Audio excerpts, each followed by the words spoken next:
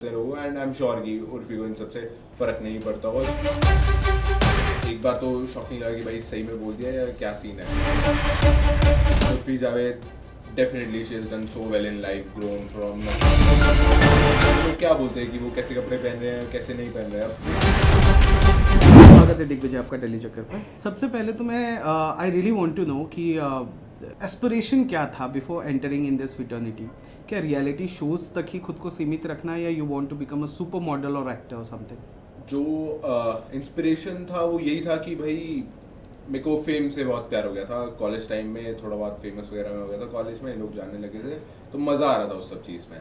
तो I was like कि भाई और कैसे मिल सकता है और क्या हो सकता है। देन आई थॉट एक्टिंग या सिंगिंग इस सब में इंटरेस्ट उतना था नहीं, तो आई फेल्ट कि भाई दिग्विजय ही काफ़ी है ना, तो फिर वो रियलिटी शोज़ में दिखाते हैं। एंड बचपन से ही रियलिटी शोज़ देखता आता है एंड आई वाज कॉन्फिडेंट कि भाई अगर मैं इन शोज़ में जाऊँगा तो I will definitely do well.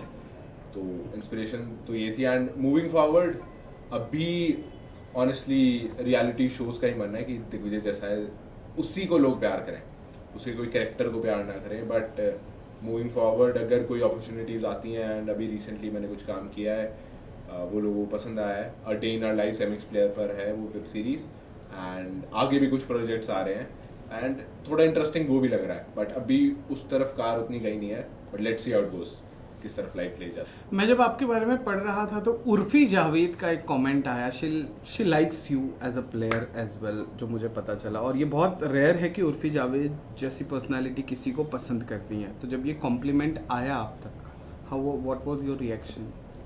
ये वाज मतलब एक बार तो शॉकिंग लगा कि भाई सही में बोल दिया या क्या सीन है। But Urfi Javed definitely she has done so well in life, grown from nothing, and उनकी तरफ से कॉम्प्लीमेंट आना आई वाज फीलिंग ब्लेस्ड कि भाई हाँ, जो हमारे होस्ट हैं वही तारीफ कर रहे हैं, वही इतना अच्छा बोल रहे हैं। एंड सिर्फ इतना ही नहीं बल्कि during the show as well she was very kind towards me. उन्होंने देखा कि भाई दिग्विजय बहुत टैन मैन हो गया है, तुमने ध्यान नहीं रख रहा है, तो अगले ही दिन she sent me a sunscreen. अपने किसी को बोला उन्होंने एंड उन्होंने सनस्क्रीन भेजी कि भाई ये लगा और ढंग से अपना ध्यान रख। That was very kind, she is a very sweet person I can say. उनको लेकर बहुत क्रिटिसिज्म भी होती है, बाहर बहुत सारी बातें होती है, लेकिन आपने पर्सनली जब उनसे मिले तो क्या डिफरेंस लगा कि लोग जो कह रहे हैं वो अलग है और उर्फी पूरी अलग है? कैसा है? मेरा पर्सपेक्टिव बहुत डिफरेंट है इन सब चीज़ों को देखने का ना। मतलब लोग बोल रहे हैं बाहर, मतलब लोग क्या बोलते हैं कि वो कैसे कपड़े पहन रहे हैं कैसे नहीं पहन रहे हैं, अब वो उनकी चॉइस है वो कैसा पहन रहे हैं एंड वो बहुत लोगों को पसंद भी आ रहा है। अब यही कोई बाहर के कोई एक्टर करता है या हॉलीवुड एक्टर करती तो लोग इंडिया के ही प्यार करते, बट अब वो इंडिया में रह के कर रही हैं तो नहीं, ये गलत कर रही हैं जो भी हो रहा है। एंड उस चीज़ से मैं जज नहीं करता हूँ इंसान को कि भाई बाकी लोग क्या बोल रहे हैं। मैं जब पर्सनली किसी इंसान को मिलता हूँ वो मेरे सामने कैसा है मैं उससे जज करता हूँ। एंड वो सामने बहुत ही स्वीट थे। लाइक पता नहीं लोगों की भी मेंटालिटी कहाँ पे है और वो क्यों ऐसा नीचे खींचने पे लगे हुए होते हैं लोग। एंड आई एम श्योर कि उर्फी को इन सबसे फर्क नहीं पड़ता होगा। She is doing well in life, she is a good hearted person and I feel that all. सामने मिलने पर आप ऐसे मतलब यू से कि आप एक पर्सपेक्टिव बनाते हो, तो जब आप इशिता को मिले सामने एक अरसे के बाद, तो क्या था, कैसे कंट्रोल किया emotion? Was it a very sentiment सी? कैमरे पे दिखने वाली मैं बात नहीं कर रहा हूँ, बट जब शूट खत्म हो जाने के बाद भी तो आप लोग मिले होगे, इंटरेक्शन हुआ होगा, एक दूसरे के सामने आगे रहोगे, तब का क्या माहौल था? ऑनेस्टली ऑफ कैमरा उतना वो इंटरेक्शन हुआ नहीं क्योंकि कैमरे पे ही चीज़ें काफ़ी ख़राब हो गई थी फर्स्ट डे। मैंने एक्सपेक्ट नहीं किया था कुछ बातें जो इशिता ने बोली वहाँ पे कि दिग्विजय कभी मेरा अच्छा ही नहीं चाहता है। तो आई वाज लाइक यार ऐसा तो नहीं है और ये पता तुझे भी है, बट ये तू यहाँ क्यों बोल रही है। तो आई वाज शॉक्ड, बट वही मैं समझ पा रहा था कि वो अभी आई है, मतलब स्पिरिचुअला से डंप होके उसके भी इमोशंस रन कर रहे हैं। एंड मैं तो वहाँ बिल्कुल नंब हो गया था, शांत खड़ा था कि भाई मैं क्या ही बोलूँ इस सिचुएशन में। यहाँ मेरा नया कनेक्शन बन चुका है और मेरी एक्स आ चुकी है जो कि पहले भी लाइफ में मतलब काफ़ी बार हुआ है, हम अलग हुए हैं, बट वो ऐसा प्रॉपरली कभी निकल नहीं पाई लाइफ में बिकॉज हमारा फ्रेंड सर्कल सेम था, हम मिलते रहते थे। तो इट वाज वेरी टफ वहाँ पे कि भाई कैसे वो सिचुएशन हैंडल करूँ मैं। एंड मेरे को समझ नहीं आ रहा था कि मैं गेम खेलूँ या फिर इशिता की फीलिंग्स की रिस्पेक्ट करूँ। तो वहाँ कहीं ना कहीं मैं काफ़ी ज़्यादा फंस गया था। तो जो नया कनेक्शन बना, अब भी वो कनेक्शन है? मतलब are you guys a friend की इशिता के आने के बाद चीजें? वो डेफिनेटली अभी भी कनेक्शन है। एंड मुस्कुरा क्यों रहे हो? कनेक्शन है तो खुशी हो रही है ना। जैसे रियलिटी शोज में आप रह चुके हो, चाहे रोडीज हो चाहे ये हो स्प्लिट्सविला हो वगैरह, इन शोज़ का मुझे वो पार्ट जानना है जो शायद हमें दिखाया नहीं जाता है, you know how production treat you guys, आपके रिक्वायरमेंट्स को, अगर आप घायल हो गए हो, जख्मी हो गए हो, चोट लग गई है या इमोशनली बहुत ज़्यादा ब्रेकडाउन हो गया, how they take care of you guys, और वहाँ कौन सी ऐसी बात होती है जो ऑडियंस को बहुत ज़्यादा जानना ज़रूरी है एज अ कंटेस्टेंट, आप बताना चाहोगे? ऑडियंस और जो लोग सोच रहे हैं ये शोज करने की, तो मैं बता देता हूँ कि भाई mentally it's not fine. Even हमारे सीजन में काफ़ी लोग मेंटली बहुत ज़्यादा आई फील टॉर्चर हुए हैं। लाइक मतलब मैंने 2-3 कंटेस्टेंट से तो मैंने, वो लोग रो रहे हैं, लोग कमेंट्स कर रहे हैं, हेट कमेंट्स कर रहे हैं, क्योंकि हमारा सीजन बहुत ही ज़्यादा टॉक्सिक हो गया था, क्योंकि एक्सेस वगैरह इन्वॉल्व हो गए थे और पूरी पास्ट की पर्सनल लाइफ उछल गई थी एकदम से नेशनल टेलीविजन पे, और ये सब कोई एक्सपेक्ट करके आया नहीं था। तो अगर कोई भी करना चाहता है तो सबसे पहले तो फिजिकली स्ट्रांग होना अलग बात है चैलेंजेस वगैरह परफॉर्म करने के लिए, बट मेंटली स्ट्रांग होना बहुत इंपॉर्टेंट है। कि भाई जब आप शो के अंदर हो, वहाँ पे इतनी बातें कोई बोल रहा है आपको, तो वो आपको एक्सेप्ट करनी आनी चाहिए, उन्हें टैकल करना आना चाहिए। एंड वहीं जब वो दोबारा शो ऑन एयर होगा तो फिर 1000 कमेंट्स आती हैं, वो 1000 कमेंट्स हेट कमेंट्स भी हो सकते हैं। एंड आप किस इंसान को रोक लोगे कि भाई वो हेट कमेंट ना दे, गालियाँ ना दे? अगर आप वो 500,000 गालियाँ नहीं सुन सकते हो और नॉर्मल नहीं रह सकते, तो प्लीज़ आई वुड रिक्वेस्ट कि भाई ये शो मत करना। एंड रही बात प्रोडक्शन की, एंड जैसे कोई इंजर्ड वगैरह हो जाता है तो डॉक्टर सारा टाइम सेट पे रहता है, ही इज़ ऑलवेज देयर। वो मतलब डेली एक इंटरेक्शन हर एक कंटेस्टेंट की डॉक्टर से होती थी कि भाई कोई प्रॉब्लम तो नहीं है, या फिर हम खुद रिक्वेस्ट कर देते थे कि हमें ये प्रॉब्लम हो रही है, हमें जो भी है ठीक करो, सिंपल एज दैट। उस चीज़ का पूरा ध्यान रखा जाता था। एंड एक और जो बहुत अच्छी बात थी, मतलब शूट बहुत एक्टिव होता था, हमें 3-4 स्लीप हमें कम मिलती थी, simple as that, and that is fine. 3-4 hours की स्लीप के बाद सुबह हमें ज़बरदस्ती उठाया जाता था कि जाके खाना खाओ, नींद पूरी नहीं हुई है कोई बात नहीं, बट खाना कोई नहीं छोड़ेगा।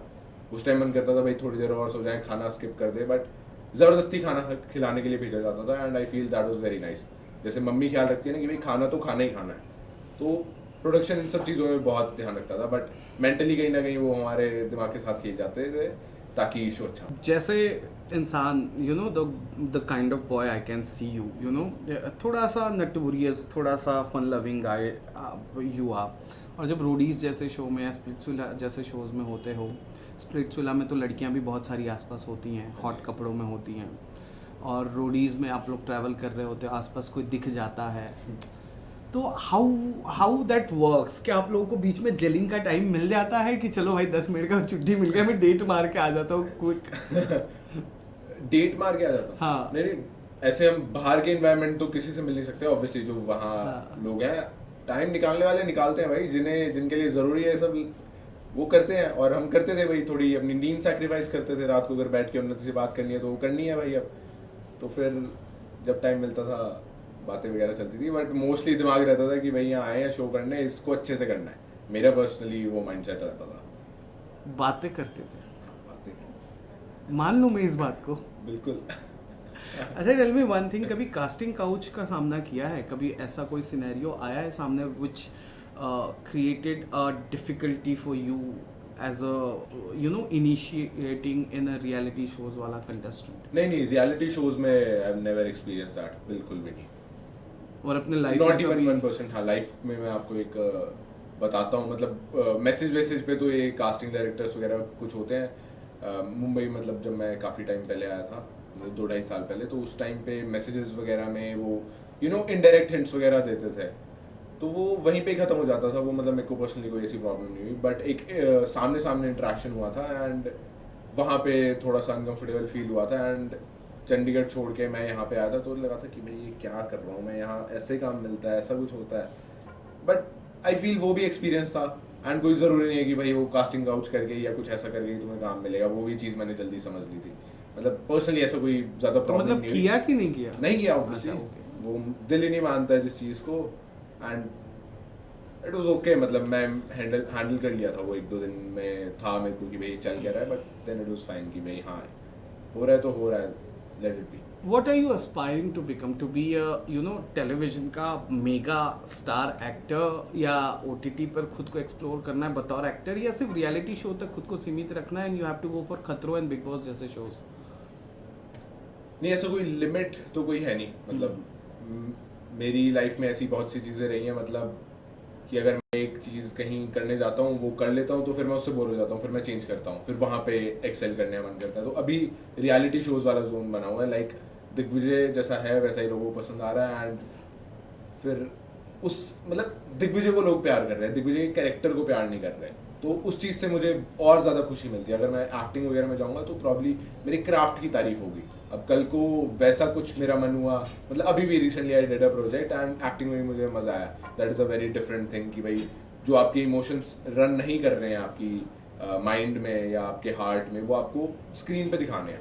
That is also a very tough job, तो प्रॉब्ली आगे आते हुए देखने को मिल सकता है ऐसा। अभी बिग बॉस ओटीटी में कोई है आपका पहचान वाला या फेवरेट? नहीं, मतलब ऑनेस्टली वो उतना टाइम मिल नहीं पाया, बट मैं डेफिनेटली जाके देखूंगा कुछ एपिसोड्स की क्या कुछ चल रहा है, क्या कैसा चल रहा है शो। बट कोई नोन वगैरह है नहीं, but I hope the show does well and show बड़ा। लास्टली एज यू सेड कि एस्पिरेशन है, हो भी सकता है एक्टिंग में, you know you can dive. तो कोई प्रोड्यूसर है लिस्ट में और कोई एक्ट्रेस कि भाई इनके साथ हो जाए तो मजा आ जाए? नहीं, ऑनेस्टली बिल्कुल ऐसा कोई माइंड में नहीं है। काम अच्छा होना चाहिए, मुझे मज़ा आना चाहिए, फिर साथ में कौन है वो बाद में रिलेशन बनेंगे, बाद में पता लगेगा वो लोग कैसे हैं। तो अभी ऐसा कुछ मन में है नहीं, बट हाँ एक I am a die hard fan of Virat Kohli. अगर उनके साथ एक छोटी सी ऐड भी मिल जाए तो मैं भाग के कर लूँगा। चलो ठीक है, विराट कोहली फॉलोज टेली चक्कर, ये अच्छा। बात उन तक पहुंच जाएगी। वैसे अरे वाह, कैसा लगा टेली चक्कर से बातचीत करके? It was very nice talking to you, मज़ा आया, आप बहुत चुलबुले हो। Hi, this is Digvijay Singh Rathi and you are watching me on Tele चक्कर।